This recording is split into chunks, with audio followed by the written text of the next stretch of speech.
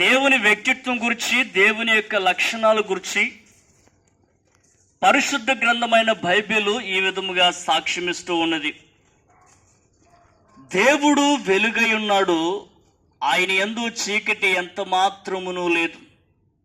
అవును ప్రియులారా, ఈ మాట యొక్క అర్థము లేదంటే భావము ఏమిటి అని ఆలోచన చేస్తే, దేవుడు వెలుగై ఉన్నాడు అన్న మాటకు అర్థము ఆయన పరిశుద్ధుడు, ఆయన యందు చీకటి ఎంత మాత్రమును లేదు అన్న మాటకు అర్థము ఆయన యందు పాపమేమీ లేదు. పాప సంబంధమైన కార్యాలు, క్రియలు దేవుని యందు లేవు. ఆయన పరిశుద్ధుడు. అతటి పరిశుద్ధుడు అయినటువంటి దేవాది దేవుడైనటువంటి యేసుక్రీస్తును చేరుటలోను, ఈ లోకము విడిచిపెట్టిన పిమ్మట మనము దేవుని రాజ్యంలో ప్రవేశించుటలోను, ఆయనతో జీవించుటలోను మరి మనుషులమైన మనము ఎలాంటి వారము అని ఆలోచన చేస్తే, మనుషులమైనటువంటి మనము ఏ భేదమును లేదని, అందరూ పాపము చేసి దేవుడు అనుగ్రహించు మహిమను పొందలేకపోతూ ఉన్నారని, ప్రతి ఒక్క మానవుడు కూడా మరణానికి శిక్షకును పాత్రులుగా జీవిస్తూ ఉన్నాడని దేవుని పరిశుద్ధ గ్రంథమైన బైబిల్ సాక్ష్యమిస్తూ ఉన్నది. అవును ప్రియులారా, మానవులమైనటువంటి మనమంతా ఉదయం లేచిన మొదలుకొని రాత్రి నిద్రించే సమయం వరకు కూడా ఏదో ఒక అపరాధములోను, అవిధేయతలోను, పాపములోను పడిపోవచ్చు పాపులుగా ఉన్నాం. పలు విభాగాలుగా కర్మపరుణమై ఉన్నామని దేవుని గ్రంథము సాక్ష్యమిస్తూ ఉన్నది.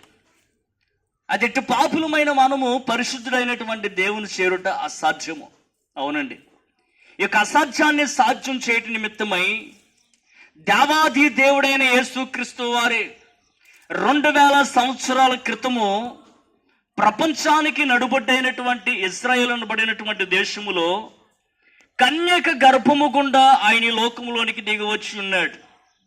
అవును ప్రియులారా, యేసుక్రీస్తు వారు దేవుని శక్తి వలన కన్యక గర్భము గుండా ఈ లోకములోనికి దిగి వచ్చి మానవుల మధ్యన 33.5 సంవత్సరాలు జీవించి మానవ అతీతమైన ఎన్నో గొప్ప కార్యములను, అద్భుతములను, సూచక్రియలను చేసి తనలోని దైవత్వాన్ని లోకానికి బయలుపరిచున్నాడు.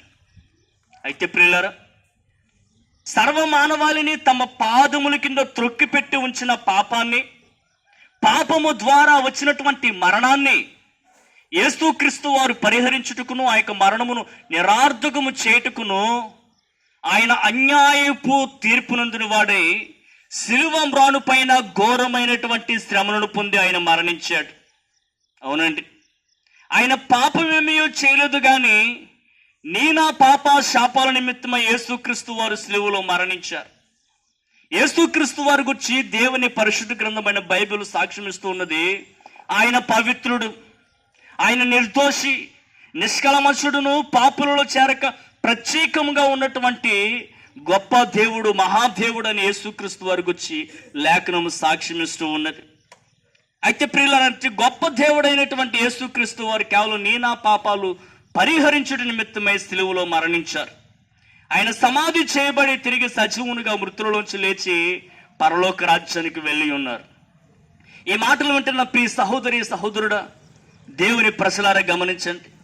యేసుక్రీస్తు వారు చెప్పుచూ ఉన్నారు, నేనే పునరుద్ధానమును జీవమును, నా యందు విశ్వాసమునిచ్చిన వారు చనిపోయినను మరలా తిరిగి బ్రతుకుదురు, వారు నిత్య జీవాన్ని స్వతంత్రించుకొని సదాకాలం నాతో జీవింతురని యేసుక్రీస్తు వారు స్పష్టంగా చెప్పి ఉన్నారు.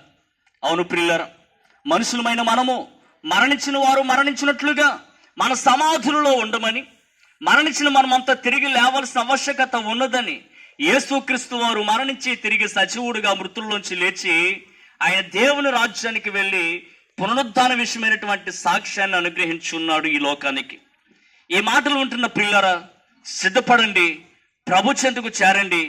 ప్రభువునందు సర్వమానవాళికి అనుగ్రహపరిచిన పాప క్షమాపణను అంగీకరించి ఆయన ఎందు పునరుద్ధానమును పొంది నిత్య జీవమును స్వతంత్రించుకుని సదాకాలం ఆయనతో జీవించాలని ఇక శుభవార్తను తెలియజేస్తూ ఉన్నాను. మన ప్రాంతం క్షేమం కొరకు చిన్న ప్రార్థన చేద్దాం. ప్రేమగల